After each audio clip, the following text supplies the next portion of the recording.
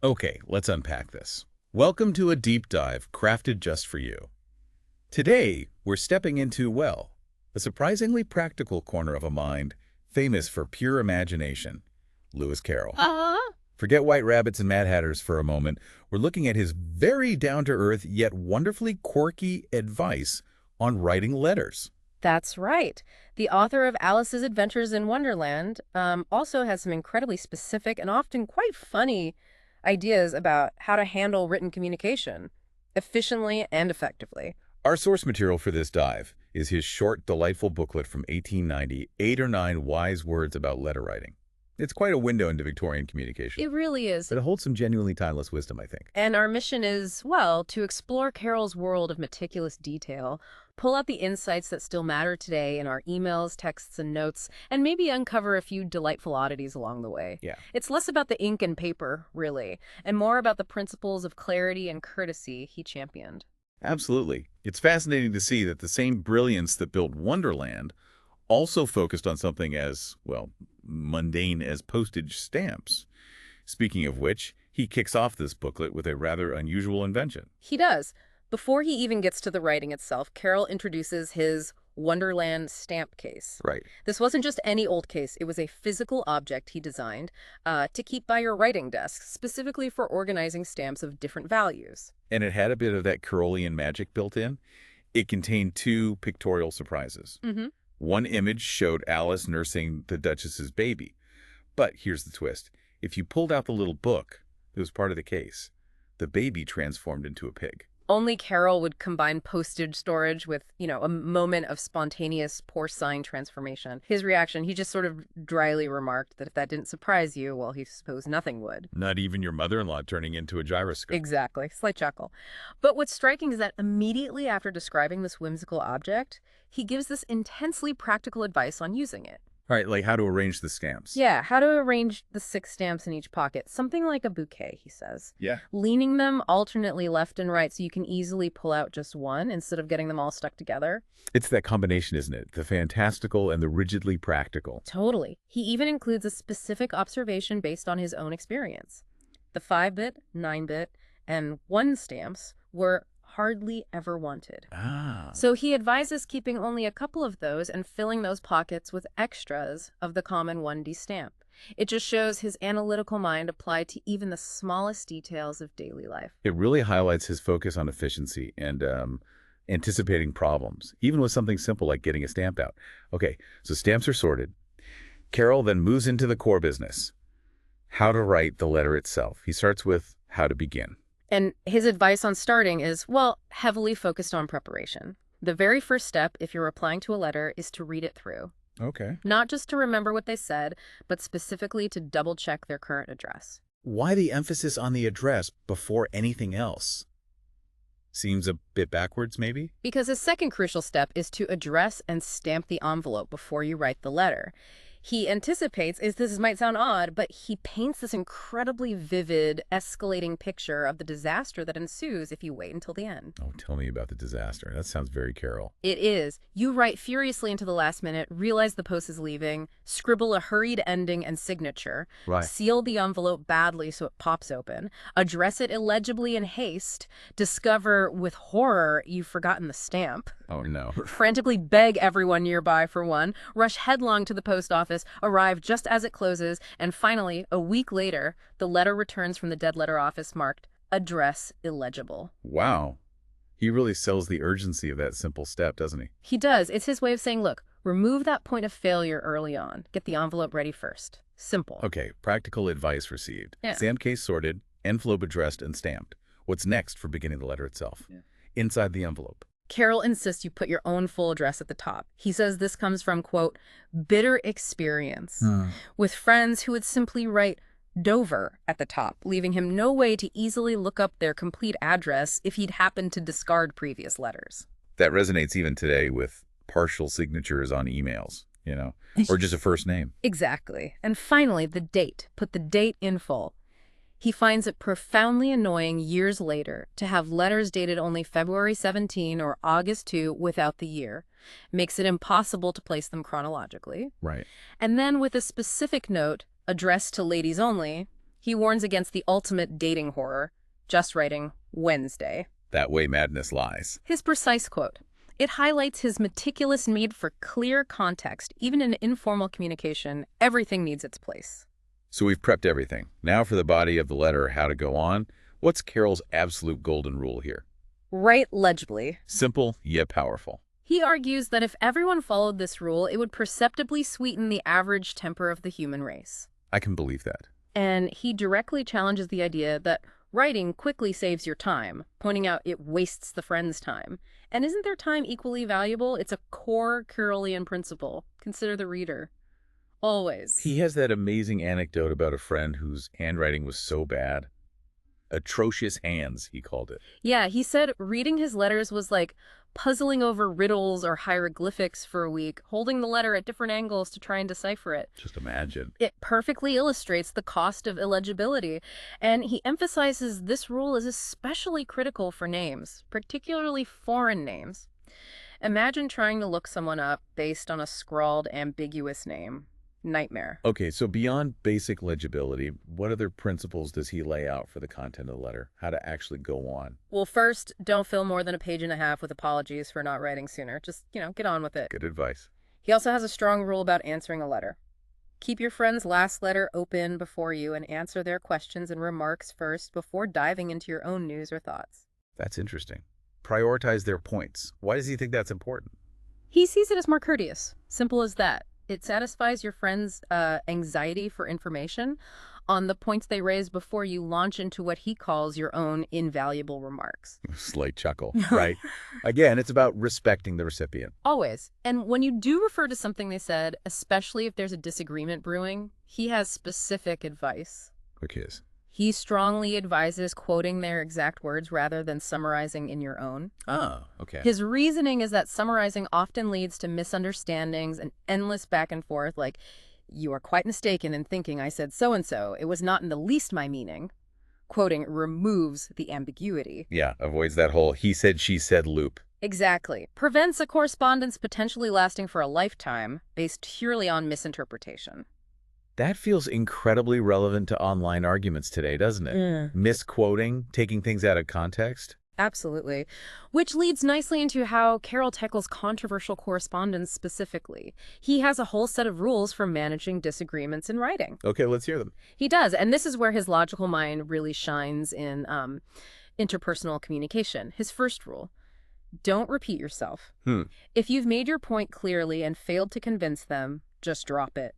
Repeating your arguments will only lead them to repeat theirs, and you'll both go on like a circulating decimal never reaching an end. Did you ever know a circulating decimal come to an end? That's his line. That's the one. A perfect analogy for futile repetition. Another crucial rule.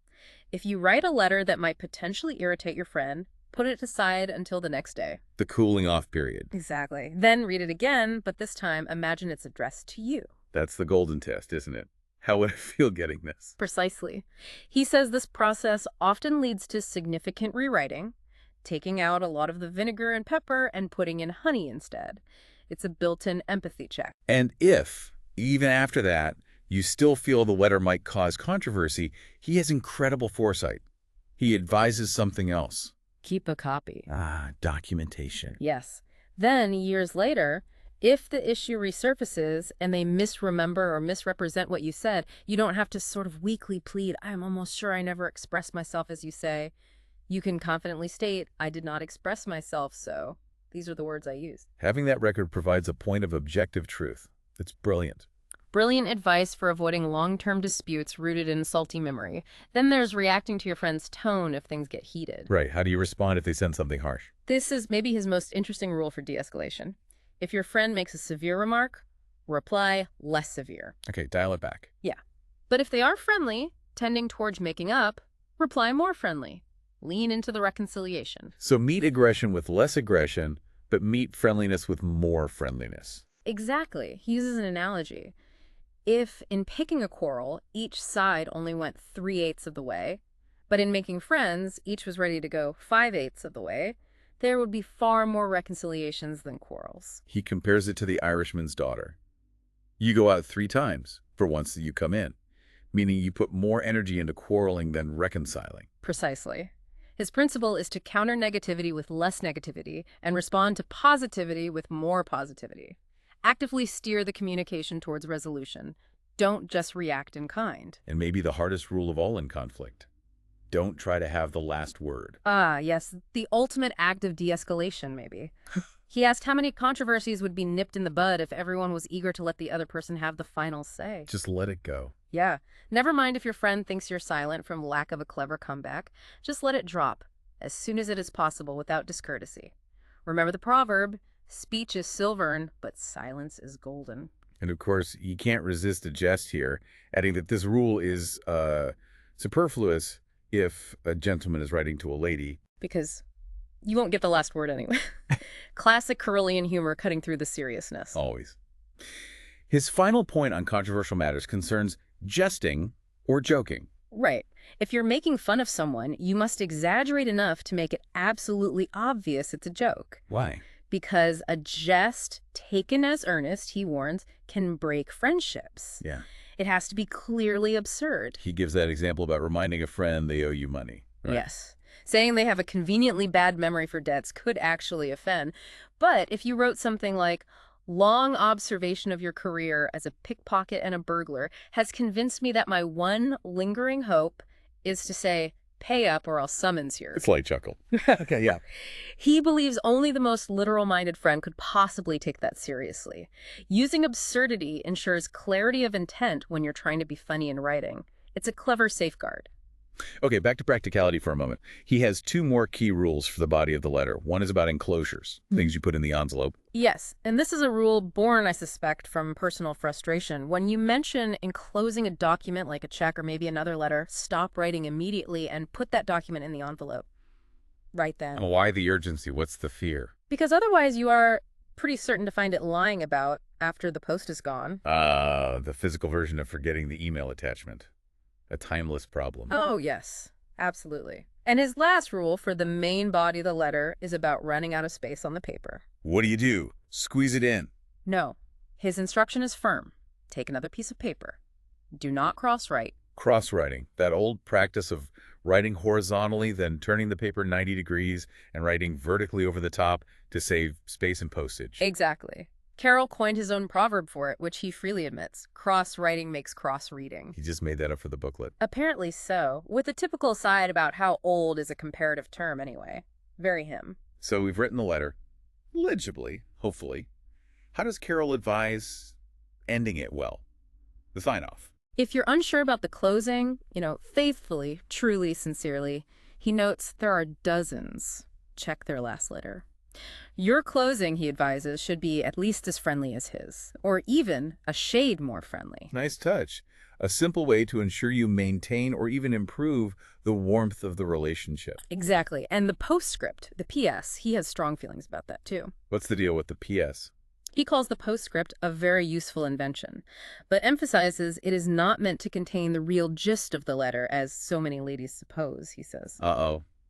So what is it for, according to Carroll? Its purpose is to throw little matter we do not wish to make a fuss about into the shade, sort of downplay it. So it's for something minor, you don't want to make the main focus, maybe to avoid making a big deal out of it. Precisely. He uses the example of a friend for getting a commission for you, instead of making that omission the main, potentially accusatory subject of the letter. Right. You mention it gracefully and forgivingly in the PS. Like PS, don't distress yourself any more about having omitted that little matter in town. I won't deny that it did put my plans out a little at the time, but it's all right now.